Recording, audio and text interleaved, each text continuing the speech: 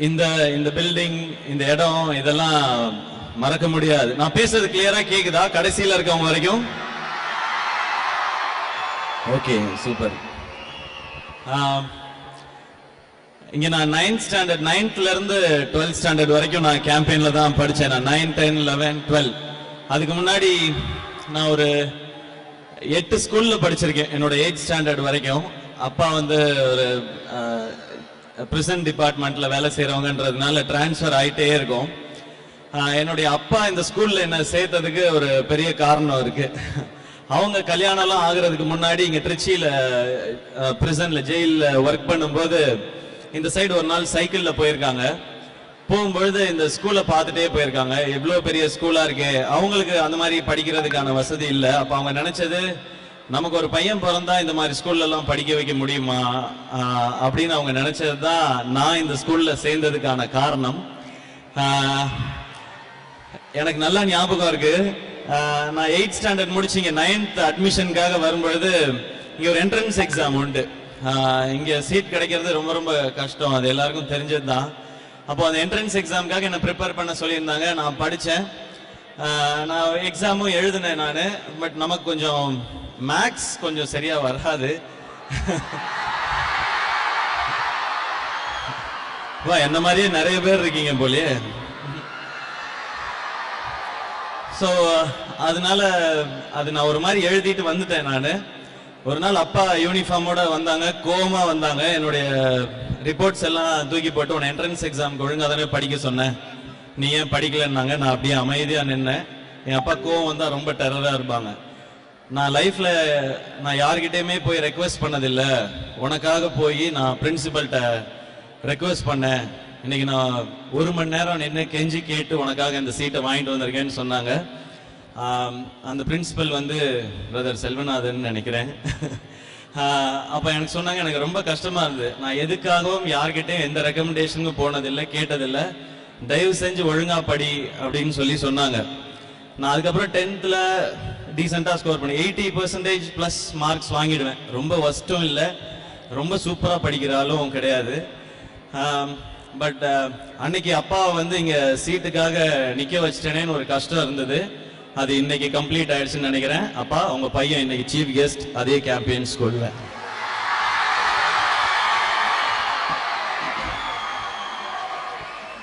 But இந்த chief guest இன்னைக்கு ஒரு பெரிய செலிபிரிட்டி, ஹீரோ, இது இல்ல பெரிய விஷயம்.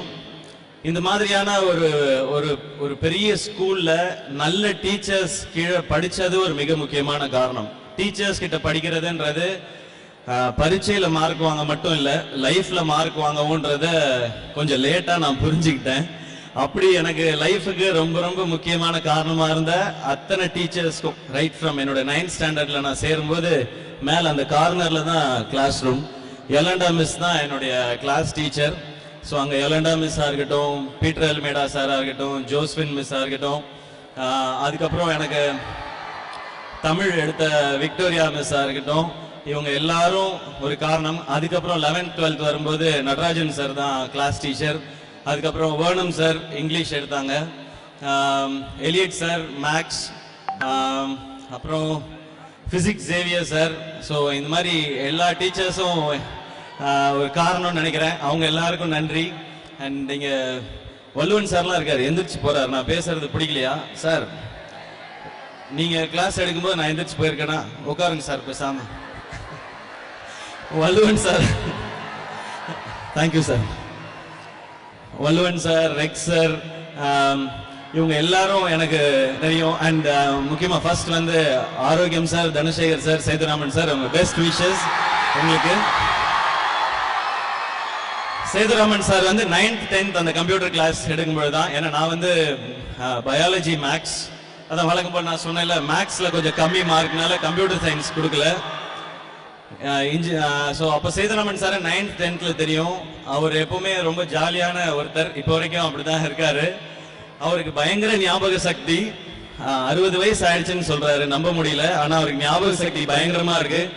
அப்போ இருந்த மிஸ் எல்லாம் எங்க இருக்காருன்னு கேட்டா கரெக்டா சொல்றாரு, அந்த அளவுக்கு ஞாபக சக்தி.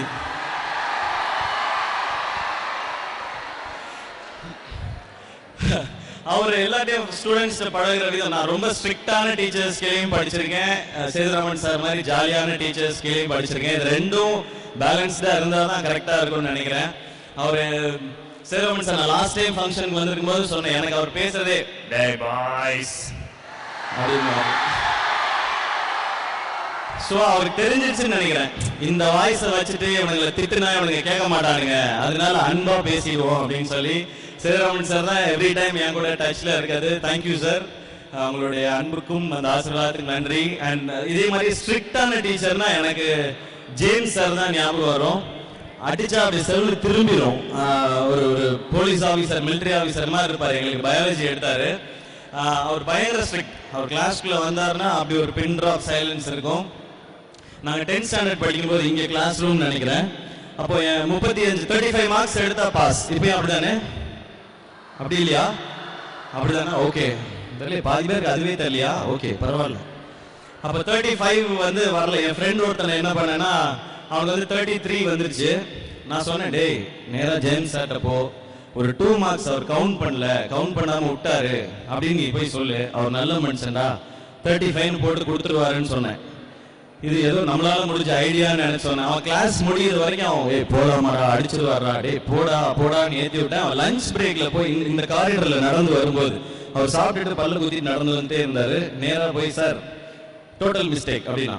What total mistake sir? 35 வந்து வருது சார், 33 போடுறீங்க சார், 2 மார்க்ஸ் கவுண்ட் பண்ணணும்னா அவருக்கு டைம் இருந்தது. லஞ்ச் பிரேக்ல ஃபுல்லா கவுண்ட் பண்ணாரு. கவுண்ட் பண்ணி படார்னு ஒரு அடி வச்சாரு. நான் இந்த தூணுக்கு நடுவுல இருந்து பார்த்துட்டு இருந்தாலும் இப்படி ஓடுன சுத்தி என்னைய போட்டு கொடுத்துருவானோன்னு சொல்லி. ஸோ அந்த மாதிரி ஸ்ட்ரிக்டான டீச்சர்ஸையும் நான் இங்கே படிச்சிருக்கேன். பட் கேம்பியன் எனக்கு எப்பவுமே பெரிய மெமரி. 9th 10th வந்து நான் அசம்பிளியில் ரொம்ப ஃப்ரண்ட்ல நிற்பேன். என்னடா இவ்வளோ குள்ளமா இருக்குமேன்னு சொல்லி ஒரு பழைய செகண்ட்ஸ்ல ஒரு பாஸ்கெட் பாலை வாங்கி டெய்லி ஈவினிங் வந்து இந்த கோர்ட்ல தான் தட்டிக்கிட்டே இருப்பேன். கொஞ்சமாவது ஹைட் வரும் யாரோ சொன்னாங்க, அதை நம்பி இந்த இடத்துல தட்டிக்கிட்டே இருந்தேன் நான். இங்கே நான் ஃபர்ஸ்ட் 9th ஸ்டாண்டர்ட் சேர்ந்த உடனே ரிப்போர்ட் கார்டு கொடுத்தாங்க. அதில் வழக்கம் போல் ஃபஸ்ட்டு மிட் டேர்ம் டெஸ்ட்லேயே மேக்ஸ் மட்டும் ஃபெயில், ஒரு ரெட் கோடு போட்டுருந்துச்சு. நான் வந்து வீட்டில் போய் எப்படி சொல்ற கிளாஸ் அப்படின்னு சொல்லி போர்டு பக்கம் திரும்பி நிற்கணும். நான் ஸ்கூலில் ஃபர்ஸ்ட் வாங்கின அடி உங்கள் கையில தான் சார், பட் அடித்தது நல்லது, இன்னைக்கு கொஞ்சம் நல்லா இருக்கேன் sir. Thank you brother, thank you so much.